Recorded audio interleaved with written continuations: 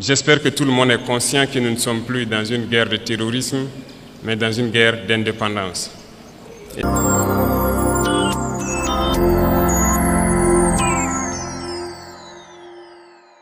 Bonjour à tous. J'avoue que c'est un réel plaisir donc d'être là ce matin pour avoir ces moments d'échange avec vous, partager la chaleur humaine donc, de nos frères, sœurs, papa et maman donc, de la région du plateau central. Mais je souhaiterais qu'on puisse rendre un hommage vibrant à ceux-là qui se battent au front, qui nous permettent, nous, de nous retrouver ici, d'échanger et de voir les perspectives pour notre patrie. Et je voudrais qu'on observe une minute de silence pour la mémoire de ceux qui ont laissé leur vie dans cette bataille.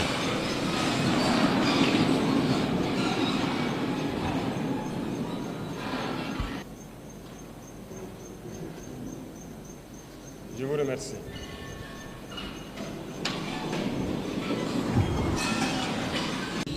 Ça fait bientôt 10 ans que nous sommes dans cette situation de guerre et je pense que vous suivez l'évolution au fur et à mesure.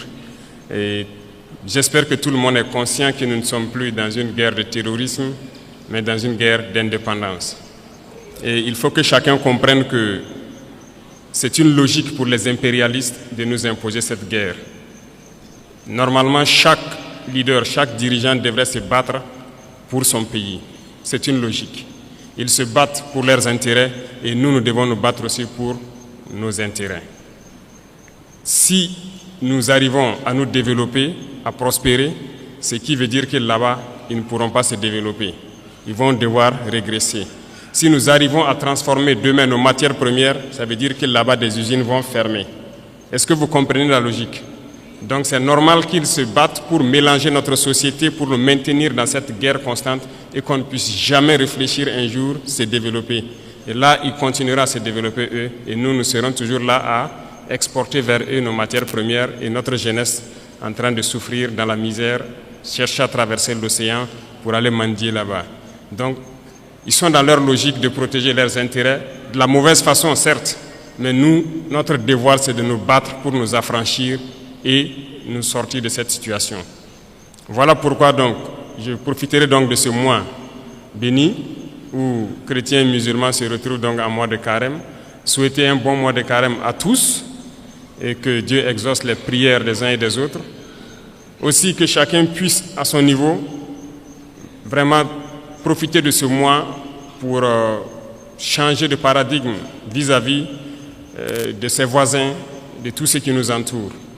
Et je souhaite que les leaders religieux, ici au Burkina Faso, profitent de ce mois aussi pour prêcher, voilà, je dirais la bonne parole, pour prêcher vis-à-vis de ceux-là, ces égarés qui tiennent les armes dans la brousse et qui tuent, parce que certains tuent et ils pensent qu'ils tuent au nom de la religion. Il faut que les leaders religieux puissent donc ensemble faire beaucoup de déclarations, beaucoup de prêches pour les faire comprendre que ce n'est pas de la religion. Pourquoi je le dis? Parce que je pense que beaucoup d'entre vous ont des frères ou des sœurs qui sont FDS, qui sont dans la brousse. Il est quasiment impossible aujourd'hui de prendre une base terroriste et ne pas trouver des livres coraniques ou autre chose. Ça veut dire que, donc je pense que par la parole, vous pouvez les atteindre. Il faut faire beaucoup de déclarations, beaucoup de prêches pour les faire comprendre que ça, ce n'est pas de l'islam. C'est tout sauf de l'islam. On n'a jamais dit de tuer. Et nous irons plus loin même. Nous allons demander bientôt donc aux leaders de l'islam donc du monde entier aussi de nous joindre dans ce combat-là, avoir des déclarations claires, franches, pour inviter tous ceux qui sont là à tuer au nom de l'islam que ce n'est pas de l'islam. Normalement, c'est une religion de paix, de solidarité, voilà, d'entraide. Il n'y a pas de raison que quelqu'un tue au nom de l'islam et qu'on ne puisse pas le dire qu'il est sur le mauvais chemin. Plusieurs opérations sont en cours. Nous sommes en phase de consolidation et nous poursuivons nos manœuvres jusqu'à nos frontières. Dans quelques jours, vous serez bien sûr au courant de tout ce qui a pu être récupéré et nous allons nous implanter dans ces zones pour toujours. Nous n'allons pas reculer, nous allons récupérer la totalité de notre territoire. Et cela va se passer de façon progressive. Il y a peut-être des régions qui sont aujourd'hui, qui semblent ne pas voir certains actes, mais la guerre, c'est de manière évolutive. nous allons blanchir totalement des zones et arriver au fur et à mesure. Et resserrer l'étau sur ces gens, c'est comme je le dis, ils n'ont que de choix, soit de comprendre le message, de revenir à la patrie, ou bien ils vont disparaître. C'est à eux de choisir. Dans ce combat que nous menons aujourd'hui, le plus dangereux, c'est la guerre de communication. Et je pense que ce n'est pas la première fois. Et aujourd'hui, je pense que les Burkinabés, les Africains doivent avoir compris qu'est-ce que c'est que la guerre de communication. Malheureusement ou heureusement pour nous, l'impérialisme, comme disait Thomas Sankara, est un mauvais élève. Un très mauvais élève parce que vous avez beau le chercher de la classe, il va revenir avec les mêmes méthodes. Ils ne peuvent pas changer. Et souvent, ça devient du ridicule. Quand vous prenez aujourd'hui les médias impérialistes, vous voyez ce qu'ils publient. Ils ont procédé par la même méthode pour mettre le feu au Rwanda, par la même méthode pour détruire le Soudan, par la même méthode pour détruire l'Afrique. Ça ne va pas prendre. Et aujourd'hui, je pense que vous êtes bien conscients, ils sont très forts dans manipuler l'information, créer du faux tout autour. Et tenez-vous bien, ces mêmes médias, je le dis aujourd'hui haut et fort, surtout Jeune Afrique, nous ont courtisés au tout début, 2022-2023. Ils sont passés par plusieurs canaux pour nous aborder, pour nous faire payer et laver notre image, comme ils le disent. Nous avons refusé, ils ne peuvent pas le nier parce qu'on a les preuves chez nous. Ils ont envoyé des gens, c'est comme ça qu'ils fonctionnent. Et beaucoup de chefs d'État tombent dans leur piège, ils versent de l'argent chaque mois pour qu'on publie des articles pour laver leur image. Non, c'est dangereux. Ils ne vivent que de ça. Vous payez l'argent, ils mentent, ils lavent votre image. Vous refusez, ils mentent pour détruire votre image. Mais toute l'Afrique doit être mise au courant. Et si l'Africain veut évoluer, c'est d'arrêter d'écouter ces médias mensongers.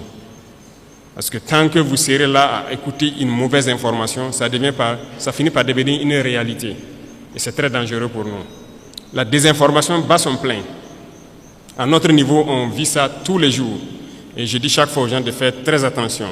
Tout ça pour diviser pour mieux régner.